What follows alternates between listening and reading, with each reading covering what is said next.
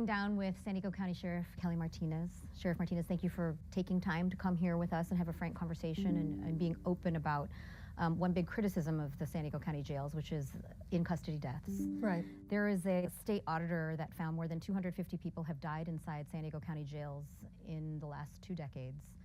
Far more here than in any other county except for Los Angeles, for similar-sized counties.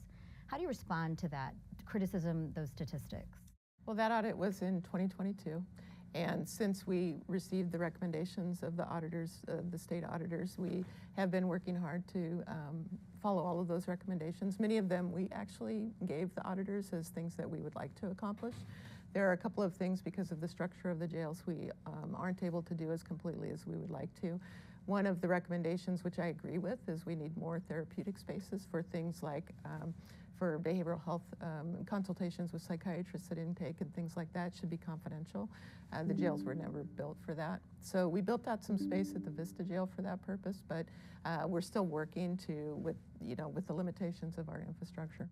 So that audit was in 2022, the same year that you were elected into office. But just weeks ago, inmates at Central Jail contacted us. They say that they saw an 82-year-old man die without receiving any medical aid. And then also in May, a 31-year-old mother, Callan Lyons, she died after spending just 36 hours inside the Las Colinas jail, detention center for women. And her family is wondering why they haven't received any answers as to why her death happened 36 hours into her being in custody. We actually have a clip from her father that we'd like to play for you. Sure. Felt that she was safe, that somebody was looking out for her, because I was always worried that, if she was out somewhere, I'd get that phone call that she died. I didn't expect it to happen while she was in custody, but I would just like to get some answers. And then, like I said, when I went to that press conference, a couple days ago, there's 10 other families that have gone through the same thing. They're not getting these answers. So what do you say to the parents and the families who say they want answers as to how or why their loved ones have died while in custody? Well, I think first it's important for me to acknowledge his pain. I mean, it's, as a parent, I can't imagine, and going so long, not really knowing what happened. It's difficult for us because we're dependent upon not only our investigation into the death, but also the medical examiner's report, and sometimes that takes a little time. We do assign a family liaison, so the families are all contacted when someone dies. We walk them through what's happening, what the process is, give the answers that we have. The same with the medical examiner. They meet with the family and give them the answers that they have. It's just a struggle, and part of what people don't understand too is when people come into custody, they don't lose their constitutional rights, which means they have a right to decide what medical care they want or what treatment they want, what they're going to tell us or not tell us. A lot of times people will come into our custody and not acknowledge that they have drugs in their system or what's going on with them, and there's a lot of reasons for that. Some of it, they don't feel safe, they've just been arrested, and are they going to tell the sheriff's office that they've been using these certain drugs or that they used drugs right before they came into our custody? Sometimes they don't want to go through withdrawals, so they will prolong taking medications that would help them with withdrawals. So it's not as simple as someone comes into our custody and the sheriff's failing to provide them medical care. We do provide medical care. We do ask how we can help individuals if they would like withdrawal medications, if they, we do consensual urine screening to see what's actually on board so that we know how to treat people. All of those things are offered. There's a medical screening at intake, and now we've added a doctor and a nurse at intake to do that medical screening. So we're doing everything we can, but it's important also to note that these individuals that come into our custody are adults and they have a right to make medical decisions for themselves. She's deceased. This is her family, her father. You can feel his pain. Of course. Do the families get access to those documents? Are there records that show she accepted this or maybe declined that? Where are those files, and do they have access to those? Yeah, so the family can have access to those records. They need to request them. There's a process for doing that, but they can contact our team and we'll walk them through that process and help them get those records. Do you think that would help clarify for some of the people? I think for some of the families it would, to know what treatment was offered, what treatment was given, what treatment was not accepted, what we knew at the time, so that we knew, what we knew and were able to treat. You can hear that Callan's father is hurting and he's in pain. He has a lot of questions.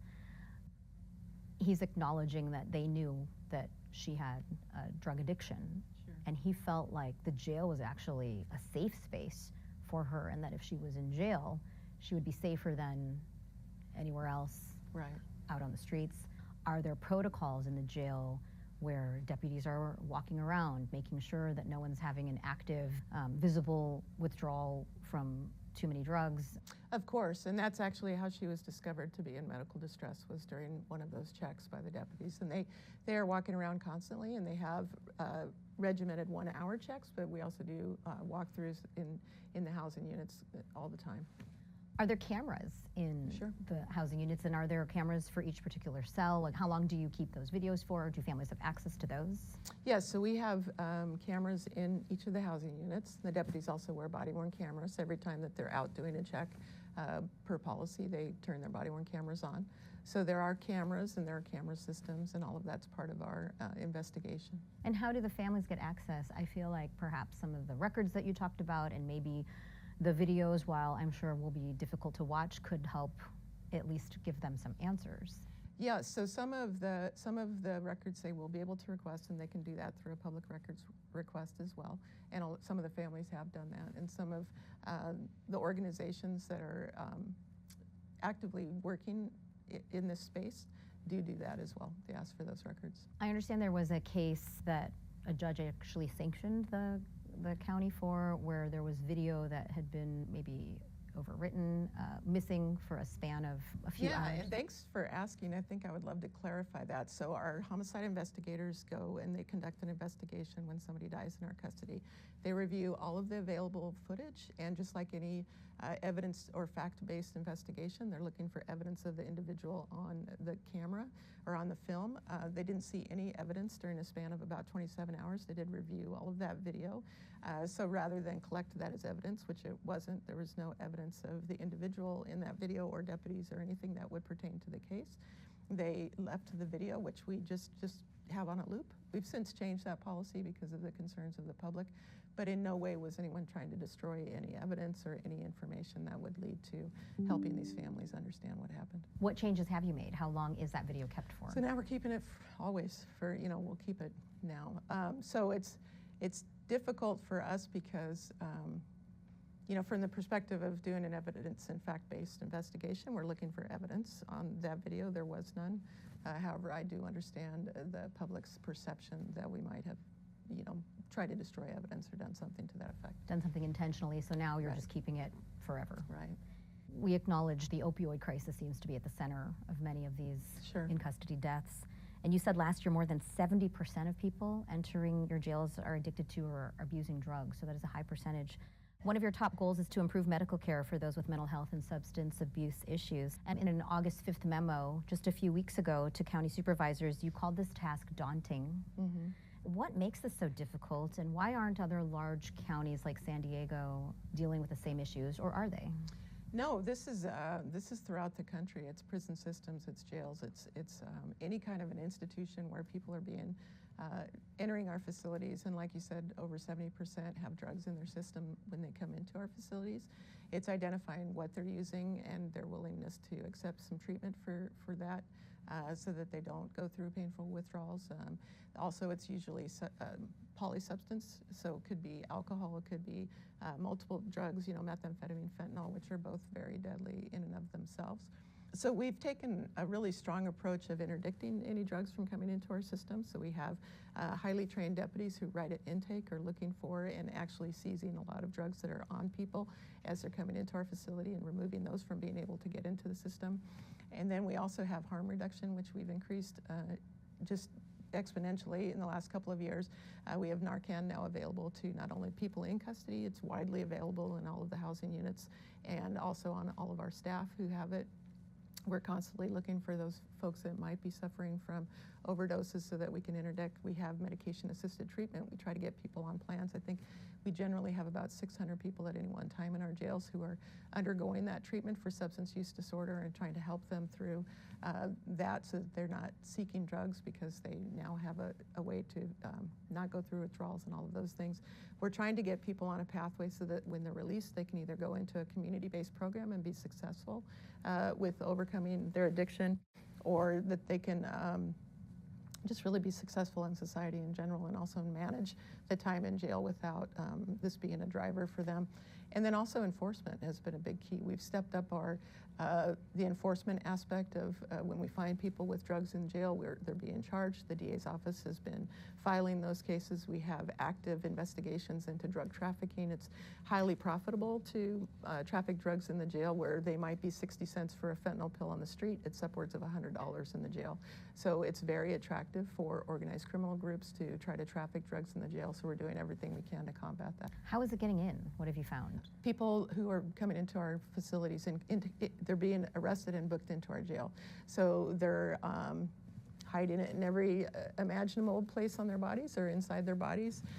They're hiding it in their clothing. They're doing everything they can. Sometimes people understand that they're going to go to court and be remanded to custody. They don't want to go without their drug, or they want to bring drugs in that they can traffic, and so they'll hide drugs on their person. So we're sort of profiling individuals we think will be more likely.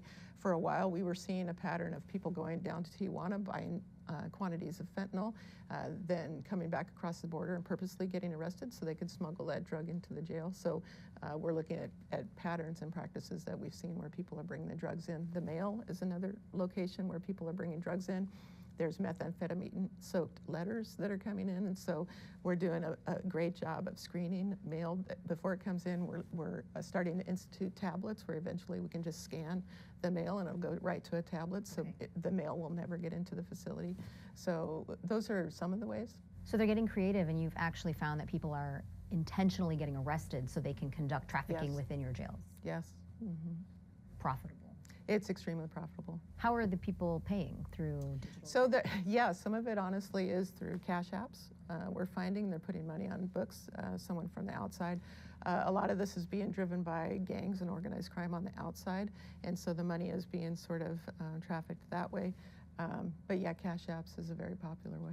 I want to give you an opportunity. It's 3 years as sheriff, and the in-custody jail deaths are trending downward. What was the situation like when you took office, and what progress have you made in the last 3 years? So there have been a lot of changes, some really foundational changes. We have a long way to go. We believe part of it is, as I said before, the infrastructure of the jails isn't really built for the population we have. We have the largest mental health facility, or healthcare system, basically in San Diego County, with about half of our population at any one time on psychotropic drugs, but the jails aren't really built for that population. We have a lot of, as we said, offenders who are going through substance use issues that we need to better treat. A lot of severe health issues with people coming into the facilities. So having better health care, we have hired about 133 more deputies. We've hired more mental health clinicians, more nurses. All of that's helpful, but we're looking now at how we identify a better structure of our health care system in the jail. Correctional health care is different than you can imagine a hospital would be, where people are generally in better health situation. So just trying to understand all of that and where we could put our best place our resources. From public records, I see 19 deaths in 2022, 13 in 2023, 8 in 2024. So that is trending downward. How many so far this year? 7. Okay. Yeah. Do you feel like the procedures you've put in place have led to these?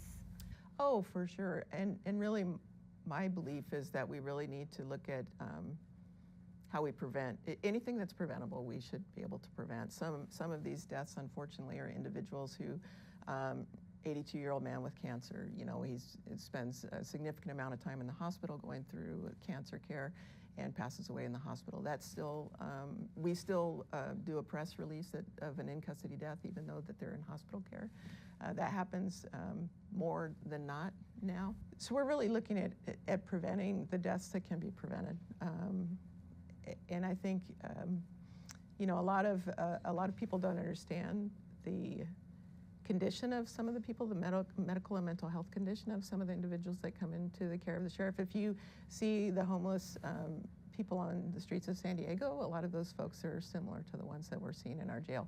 So giving people treatment who haven't maybe seen a doctor in decades, who've been using substances to the point where their bodies are just breaking down.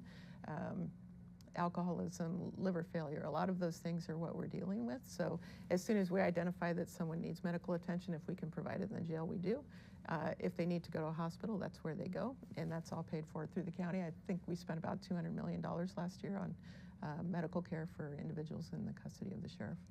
In the memo that I mentioned a few minutes ago, you opposed granting outside oversight of medical treatment to the Citizens Review Board. So if this task is so daunting and the goal is to improve medical treatment, why do you oppose getting outside oversight? Well, I don't oppose outside assistance with looking at our healthcare system. What's a struggle for me is to have civilian oversight over medical, because I think it needs to be other medical professionals that have.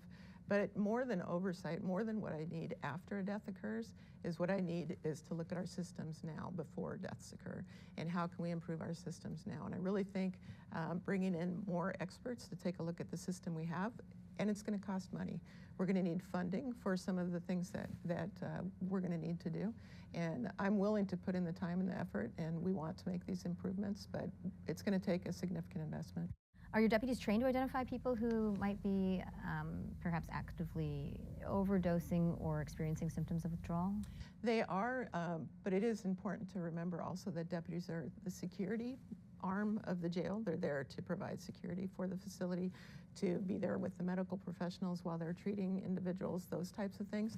Deputies have some medical training, but really the medical staff are the ones who have the medical training, and that's who we need really to be in the facilities and helping. Do the medical staff that you have, are they there 24/7? Do they also do checks, patrols? So they are in the facilities and in the mods, and some of, you know, the model that we have at the new Rock Mountain facility is the nurses are right there on the floor watching the mod just as the deputies are. So we're trying to integrate them more. We're doing primary care models where the nurses stay on the same floor with the same individuals that they're treating, so that they have a consistent medical provider. And so there's a lot of things that we're doing that are going to improve the medical care. Do you feel like you've prevented more deaths in the last 3 years? For sure. Yeah, we've prevented. We have prevented deaths, not only overdose deaths by keeping the drugs out of the jail, having the harm reduction kits in the facilities, and then all of the medication-assisted treatment and the other things. We're doing a better job with medical care and identifying people who are in medical distress and getting them the treatment they need. An expert witness in one of the many lawsuits that are against the county and the department quoted that the Sheriff's Department doesn't have a coherent understanding of its own policies and fails to screen people at risk for withdrawal. What is your response to that? As part of a lawsuit, I can't talk about that. From answers that you just given me, though, do you feel like you do have protocols in place to screen for people who may be exhibiting withdrawal? We do, and we've improved those protocols. Like I said, we've got a doctor now at intake, which is really nice because a doctor can actually interface with the community healthcare records, which before we didn't have that. We need to get to a place where the prison system, when they bring someone from prison, we can more quickly scan the medical documents. Right now they hand us a stack of medical documents. We're looking at systems where we can scan those documents and quickly identify what the needs of the individual are so that we don't have to hand read those. So there's a lot of things that have been in place for decades, frankly, that we're moving. We feel a real urgency in this matter, and I think my entire staff is doing a lot. Their capacity is sometimes beyond where it should be, but at the same time, they're so motivated to get the work done. So this is new, having a doctor at intake? Yes. Mm-hmm. When did that begin? So our booking facilities are the Central Jail, Las Colinas, and South Bay. And so we started this in November at Central Jail, and then shortly after at the others. That seems like a really drastic change to happen. It's big. And again, the infrastructure of the jail is such that we didn't really have an office for a doctor. So we're having to build out things like that. But, you know, the work is important, and we're dedicated to doing it. Since you became sheriff in 2023, there have been more than 27 deaths in our local jails, and the vast majority have died from drug or medical conditions. What is your response to that number? I would like it if no one died in our jails. We're working very hard to prevent any deaths that we can. I also understand, though, that the population in the community, people have these same medical conditions, and we're doing everything we can to care for them while they're in our custody, but we have a very difficult population as far as their medical needs and mental health needs, and we're doing everything to rise to taking care of those folks. So you have doctors at intake, and you have nurses that are now stationed. So the way that the housing is set up, before the nurses would just come and do their rounds, they have to do medication passes and things like that, provide treatment. We do the, like the medication-assisted treatment. We do sick calls. Now we do wellness checks where we go actually to the cell where individual is housed to make sure that they're eating, that they're cleaning their cell, that they're doing all of the things that they need to do to stay healthy. Before they would be transported to an office where a nurse would be for sick call, so to speak. And so now we have a lot of systems in place where we see them where they live and we understand what their condition is. So that's a change too. Yes. So this year, 2025, marks 40 years since you first became a deputy, and you actually started your career as a deputy in the jails, right? I did, yeah. So how does that give you perspective when you look at the current problems, especially with the drug addictions, as you try to carve a new path forward in decreasing inmate deaths? Well, I think the complexity of the population is very different now than when I first started working in the jail. So this was 1985. I worked in the women's jail and then went to a low-level men's jail, Descansa, which is no longer there. And the population was healthier. The drugs were different. We didn't have fentanyl, which is so deadly and potent. We've been driving down our numbers of overdose deaths in the county due to fentanyl, and the same in the jails. So I think we're all working very hard as a region. I'm really proud of the collaborative approach in this region to stop the drug abuse and the things that are going on in the trafficking, but we still have a long way to go. Is this your biggest challenge? The jails? Oh, certainly, yeah. Well, and not to say that the rest of my job isn't challenging. But among the challenges, yeah. I mean, this is something that I know when you were campaigning, this was going to be one of the things that you wanted to do. It's hugely important to me. I think that we've needed structural and fundamental changes in the way that we treat the jails and the jail population for a long time. Reentry services and rehabilitation, preparing people to come back into the community is very important to me as well. Reducing recidivism and the rate of reoffending is very important, not only for the jail population, but also for our communities. That's how we have safer communities, is to do a better job while people are in our custody. How many people do you receive per month or per year? So annually, we receive about 60,000 people per year. There's about, right now we're holding at about 4,400 to 4,500 per day. And like I said before, because of Prop 36, our population has increased significantly since December. About 600 people currently are in our custody that we didn't have that number back in December before Prop 36. And so that population also is mostly drug offenders and drug users. And so that increases the risk. And also it's straining our system. So we're working hard to find solutions and answers to that. Prop 36 is causing people not to plead guilty as they would have in the past? Yeah, so the promise of Prop 36 is to be able to get people into treatment and community-based programs, but they have to be sentenced to be able to do that. And what qualifies someone for a Prop 36 violation is 2 prior convictions for straight drug possession or theft case. And so once they have that 3rd offense after 2 convictions, then they get booked into jail, where previously they were given a citation in the field. So now they're coming to my jail. So the first stop in the Prop 36 process is coming to the jail. Ultimately, once they're sentenced, they can be sentenced to a rehabilitation program, or they can choose to do time in custody if they don't want to do that. But if they fail out of that drug program, they come back to the jail. At any given time, how many inmates do you have in custody? About 4,500. And that is 600 more than you used to have? Mm-hmm. In your 3 years as sheriff, I know we've done many interviews with you about in-custody deaths. A lot of the local media outlets are focusing on that number. Do you feel that we're accurately reporting on this issue? Do you think we're getting it right, getting it wrong? Yeah, I appreciate that. I completely understand the interest in this issue, and I think there should be focus and attention put to it. I would like to see a better understanding of the improvements we're making and an understanding of how hard we're working on this issue. And I appreciate the opportunity to come and speak today. There is, according to reports, evidence that some jail staff, maybe employees, are also smuggling in drugs. Is there anything on the books for you to consider doing searches of your employees? So we did institute searches of our employees. The difficult part, again, is funding and staff. So I need staff to do those searches, and I have 7 facilities in my system with multiple entry and exit points, multiple shifts of the day. So it would take a pretty large staff to search everyone 24/7, but I don't think it should only be my staff. There's a lot of people who come in and out of the jails, including professional visitors, contractors. There are people doing work in the jails constantly. So we continue to do those searches of people that come into the jail. We have a scanner set up, and then we search their belongings and things when they come in. We're not able to do it 24/7 just because of the logistics of it and having enough staff to accomplish that. So we try to be a little bit more surgical when we do those searches and who we're searching. But we have a huge food service operation, for instance, and we have trustees that go from one facility to another. So people coming and going to court, people being booked into the jail. So it's. So you're not opposed, you just don't have the funding to do. I think it's a smart idea, and we just don't have the ability to do it. What do you want to say to the families out there who are hurting and feel like they don't have a voice and that they're not getting the answers they need about their loved ones' deaths in custody? Well, I do hear them. I do feel them. I understand what they're saying.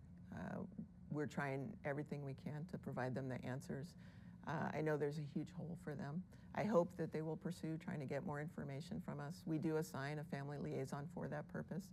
So I urge them to work with that liaison. It's a lieutenant rank. I made sure that it was someone of some rank so they could get things done. I urge them to not shut out that person, to allow that person to help them through this process and give them the answers. Thank you. Appreciate it. Thanks.